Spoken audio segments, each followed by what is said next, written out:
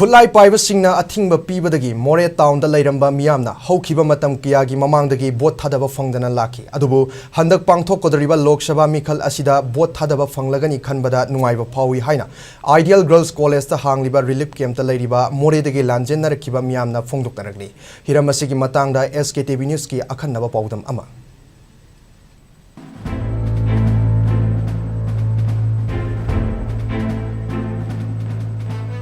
Mamang sehigi me ahum dagi thorak khiba hingsa yauba irangna maram oiraga masagi mayum maral mathum kya mang takrab matum lanjina duna Ideal Girl College ta hangliba relief camp ta leiriba More gi miyam awaba nungaitaba kya marakta lakadoriba mikhal asida bot thadaba phanglagani haibagi nungaiba kharadi fauri akhoi di More da bot thadaba se he horokta di amuk di thadagi ko adudi di thadaba phangdare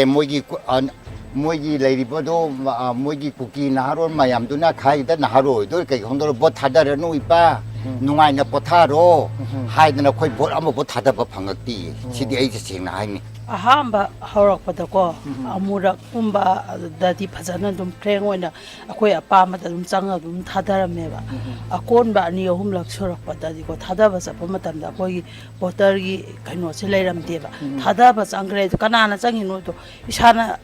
khangdana lakpa nungai taba amde dum laiki ko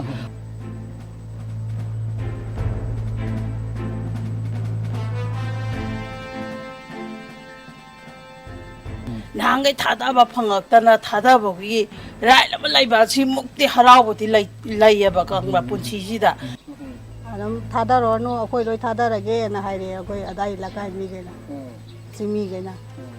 moina dum kana to ki banga tane force lo ina kulai pa ga nam ga moi ko sira sira dum to ki ado khoi bo thada bagi niyom je kamai to bulo ngasi bok khangri ha tare aduna handakti isagi independent bo thada ni ha mina democracy bo thada ni ha mina aidi bo che nangai thada phang to ni pulap nam ma ge ne ga kulai pa sason toroga moina dum nampu sason thada bi ngatane ano khoi bo thada bi phangjarakte sengna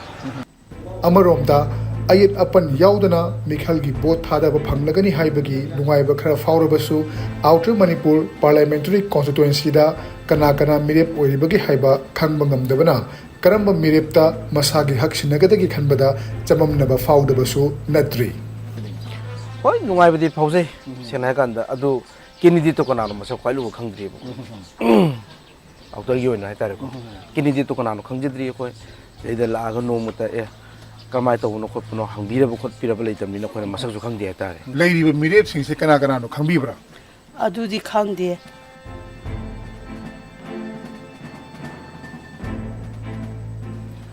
Manipur da mamang sehigi me ahum dagi thokhiba irangna maram oirakanda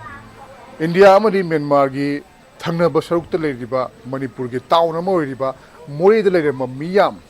lanjinarakpa amadi maran mathum mangkhibagi nungaitana leiringai marak asida nungaiba wakhal amadi fauri maruina makoina nungaijariba asi matam sangna moida lekum matamda khulai paiba singna makoibu bot thada handi haibani makoigi right adu matlaga khulai paiba sing aduna pamliba mirep aduda nampuda dumak bot thada raga lakhi haibani adubu handakti lanjenarak labasu makoigi oiba polling station ama sembi dorobanina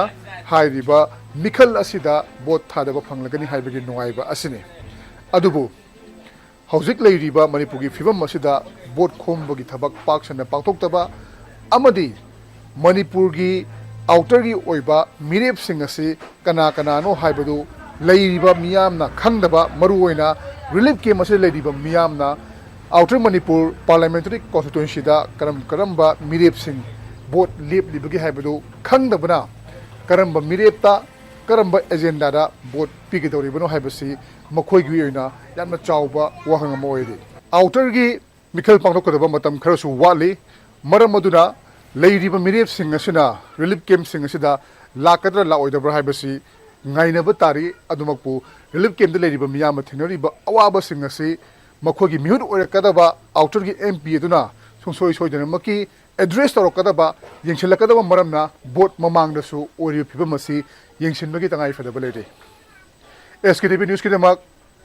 Ideal Girls College hangneba relief camp tagi Khetremiyum Premchan Imphal